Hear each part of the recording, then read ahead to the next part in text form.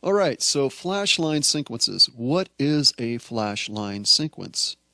Most simply, it is the flickering on and off of photons at all times. Flashline sequences are used, obviously, in holographic projection. All right, so you have interfaced with part of the construct's design, that being the body. Right? The body is also flashing on and off because it's part of the holographic construct. So your perception, while being within it, according to the design of the structure, on a conscious level, you're not perceiving the rate pulsation of that flickering, the on and off. All right? Subconsciously, you're aware of it, but consciously you're not, and that's purposeful, so that your experience is uninterrupted. Okay? Similar to that of watching a movie, right? Similar to that. So if you have a movie projector and it's flashing one picture, one after another, okay, this is creating the illusion of movement, right? The only time a movie moves is when the shutter keeps you from seeing the change of picture.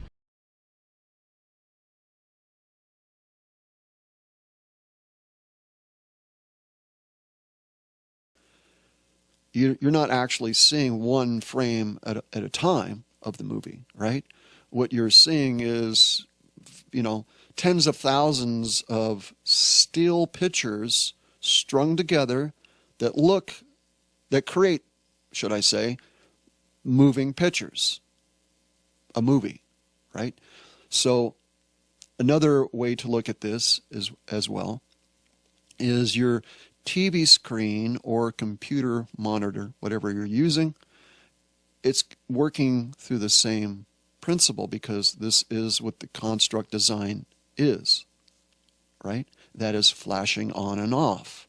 And again, your physical body does the same thing because why? Well, this is your interface to the hologram. It is part of the hologram. It's extremely important for the experience. In order to experience self differently, because you're not born within a construct. You're not born within the hologram. You're not born within manifestation. That's an illusion. You've come from a different place and you've entered into it. Okay? That's what we're experiencing. So science will tell you here that nothing is static. So we're talking about the flashline sequence, flickering on and off. That's not static. And they will tell you that it's not static.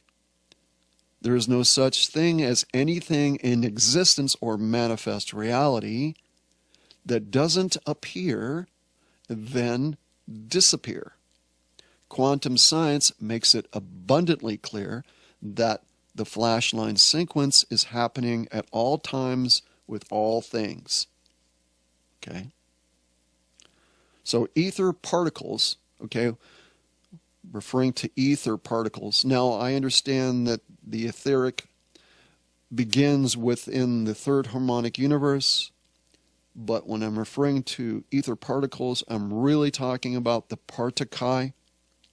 Okay, so ether particles power the pixels of the space-time fabric.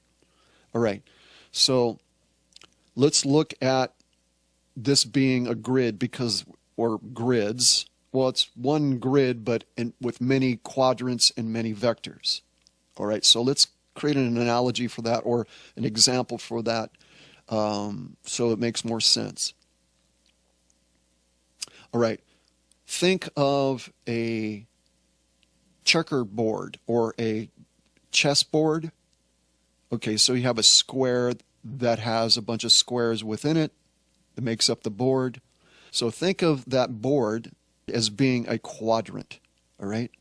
Now, each square inside that square or quadrant is vectors. So each one of those squares inside is a vector. Now, let's replace the name squares with pixels. And let's go back to the TV screen or computer monitor screen, okay? And think of that as the space-time fabric. All right? You got that picture? Very important. So, consciously, we are moving through the fabric. We are not the fabric. We're consciously moving through it and experiencing self differently through it. Now, another way to think of the fabric, say that you and your family or some friends during Christmas time decided to go to a particular neighborhood that had some really cool Christmas display lights, right? And so as you have sojourned to have that experience, you know that those display light configurations are stationary points of light. It's the light that is creating the illusion of the movement. Think of those lights, those stationary lights, as being the fabric that enables for that illusion to be created. That is what space-time fabric is. And everything has a cycle. The cycle is according to the intention of the sentient God being commanding the ether particles according to its will, because the ether or the particle is there to receive the command of only the God-sentient being. That is you and I. There's much more that could be said about this, so much more. Coming to the conclusion here, knowing that what you're here experiencing is completely intended and you can change it, you can create it, you can co-create with others in order to change the reality field of what is being experienced. But that requires endeavor. It requires energy. It requires your intent and your will. And it requires imagination. Or you can say being clever. It's important to be clever with what you're doing. Allow your imagination to expand. And know that it's important to work on your imagination. Okay? Because again, it is the experience that we're having that can be changed collectively as well as individually. Now, let's say you walked outside and you've seen a leaf on the ground. How's it that you're experiencing that? First of all, your attention is given towards that particular thing. The object has already been established within the program.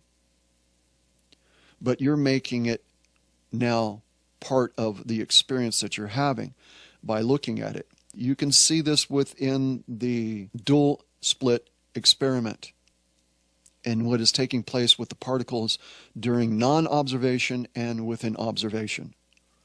Observation has to be equated with intent and will. Willing something simply means engaging with it energetically, just by looking at it.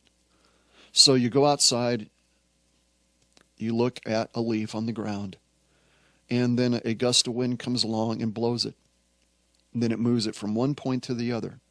What is happening there, just so you know, is again emphasizing quadrant and vector, location within the grid. And through the intent of the sentient God being, that is you, you're observing something in real time in order to have the experience.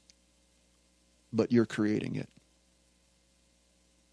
Do you understand how important it is that you understand that's what's going on? Because this is what enables us to be able to change the reality for the betterment of all life. So what is emotion? Emotion is electric motion. We are an electromagnetic construct design. Electric is a reference to expansion or movement forward. Magnetic has to do with vibration, and then that vibration moving into intent through action, which is electric. That is emotion. And us as human beings are empowered with great compassion for all life. And it's through that electric motion that it facilitates that energy, that enables the reality to change for the betterment of all life. All right, folks, I just want to say this really quick. Subscribe, share, like, comment. It allows for this channel to grow. This is the way the program works for YouTube. This is the way it works. It's essential. Please go to Patreon and become a member. Allow me to continue to do what I'm doing. Otherwise, I can only do as much as I'm able to do and to create as much as I'm able. But when on a co-creative level, we can do so much more. So I'm asking for your assistance. I require your assistance. I need your assistance. I want to co-create with one another for the betterment of all life. And it begins with compassion towards one another as it is brought to our attention. And I am bringing this to your attention. Okay, thanks, folks.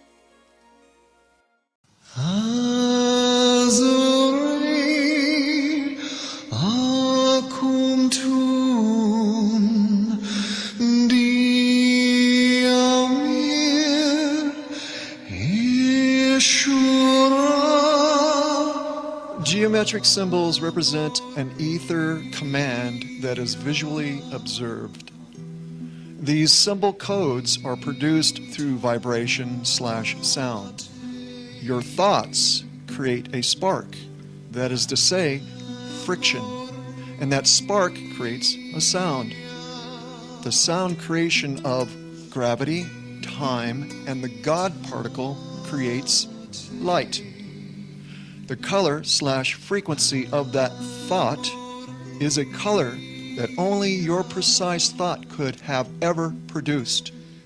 Your thought not only contains the image of that which you wish to manifest, but also trillions of nuances of your personality or perspective that have come from trillions of moments of self-experience that you are expressing in that particular precise moment in time. This means that even if someone were to imagine the same thing in their mind as you did in yours, there would always be a difference.